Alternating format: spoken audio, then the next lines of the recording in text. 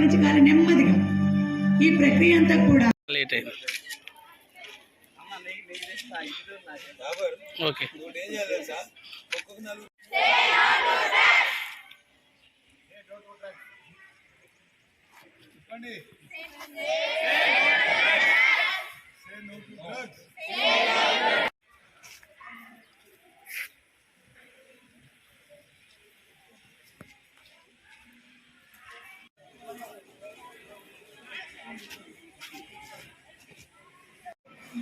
Brown sugar, heroin, ఇంకా చాలా కొబ్బరి లాంటి కొన్ని మత్తు పదార్థాలు ఉంటాయి. మనందరికీ మన వాడుకలో మనకు తెలిసింది గంజాయి ఒకటి మాత్రం వాడలేదు. ఎందుకంటే మన పక్కన ఉన్నటువంటి రాష్ట్రాల్లో ఛత్తీస్గఢ్ కానీ, ఒరిస్సా కానీ, ఆంధ్రప్రదేశ్ కానీ కొండ ప్రాంతాల్లో దట్టమైనటువంటి అరణ్యాల్లో గంజాయి పండించేసి మన డిస్టిక్ నుంచి, అంటే మన భద్రాద్రి కొత్తగూడెం డిస్టిక్ నుంచి వేరే స్టేట్లకి, భారతదేశం అన్ని ప్రాంతాలకి గంజాయి రవాణా అవుతుంది.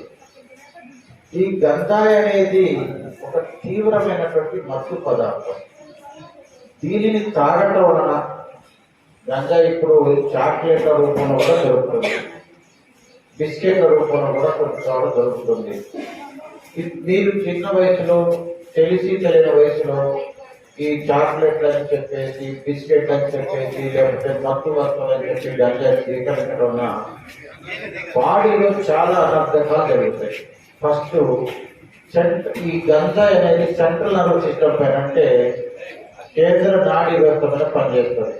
పనిచేసేసి బాడీని నిర్వీర్యం చేస్తుంది. బాడీలో ఉన్నటువంటి అన్ని పార్ట్లు క్రమక్రమంగా ఫినిష్ చేసి ఒక 20 సంవత్సరాల వయసులోనే అతను చావు దశకి వస్తాడు.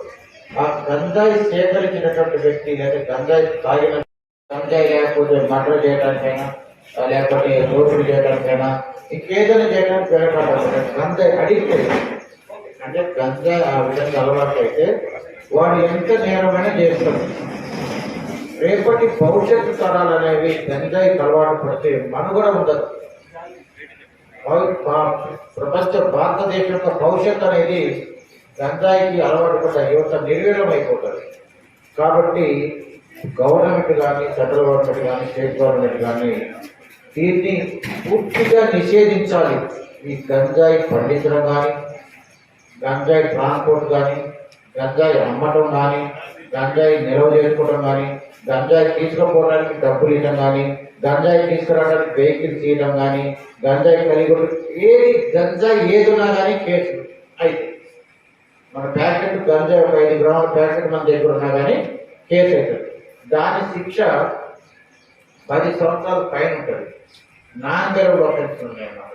దాన్ని NDPS యాక్ట్ అంటారు. అంత భయంకరమైన చట్టంలో భయంకరమైన శిక్షలు ఉన్నా కానీ యువత కొంతమంది ఈ గంజాయి సేవించడానికి అలవాటు పడి మత్తు పదార్థాలు బానిసై నిర్వీర్యం అవుతున్నారు. అందుకని గవర్నమెంట్ ఏం చేసిందంటే కంటిన్యూ ప్రాసెస్ అన్నమాట.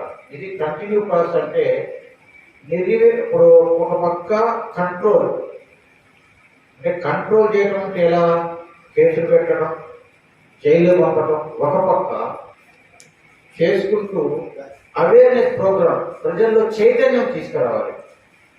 ప్రజల్లో చైతన్యం తీసుకురావాలంటే దాని సింపుల్ ఎగ్జాంపుల్ ఏంటంటే 1990 అంటే 1980, 90, 2000 ప్రాంతంలో HIV అనేది భయంకరంగా ఒక వ్యాధి ఉండేది.